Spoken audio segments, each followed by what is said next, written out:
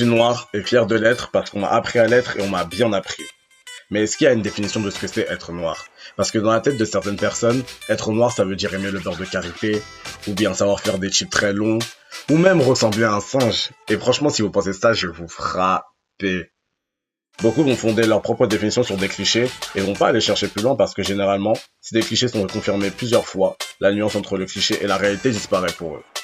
Et ça, c'est le racisme.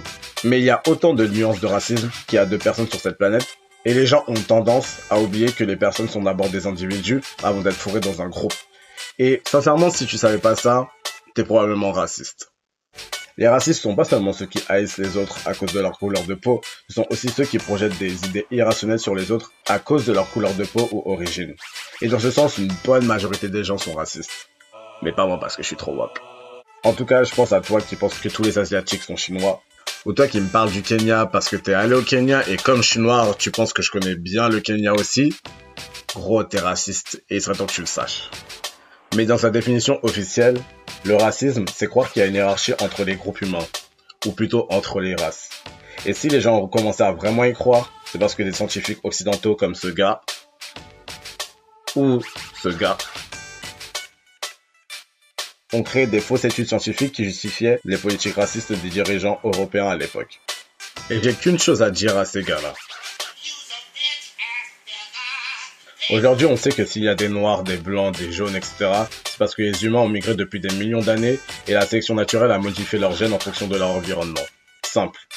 Et aussi, mais les gens ne le savent pas trop, la différence génétique entre deux humains pris au hasard est en moyenne d'environ 0,5%. C'est même pas assez pour faire du lait demi-écrémé. Après, ouais, on n'est pas du lait, hein. Et on reste super différents. Mais il serait temps de voir les choses avec les yeux de la nature. En tout cas, plus que jamais, il est vraiment important que les gens connaissent les origines du mal. Quand les Européens ont commencé à péter un câble avec leur connerie à la Mojo Jojo de vouloir dominer le monde, leur motivation première c'était pas de détruire l'humanité, mais d'être plus riche. Et d'être plus riche vite. Et comme le moyen le plus rapide était de trucider des populations pour leurs terres, ou de réduire en esclavage tout un groupe d'humains, ils l'ont fait. Avec le soutien d'experts, scientifiques, philosophes et même religieux pour justifier leurs conneries. Et aujourd'hui les choses sont quand même mieux, mais les gens se battent toujours et meurent toujours pour les mêmes choses. Et pourquoi? Parce que tout le monde a la flemme. Les États ont la flemme de reconnaître comme il le faudrait leur passé raciste, et leur présent également, la flemme de réparer des siècles d'inégalités, et la flemme d'instruire leurs citoyens comme il le faudrait.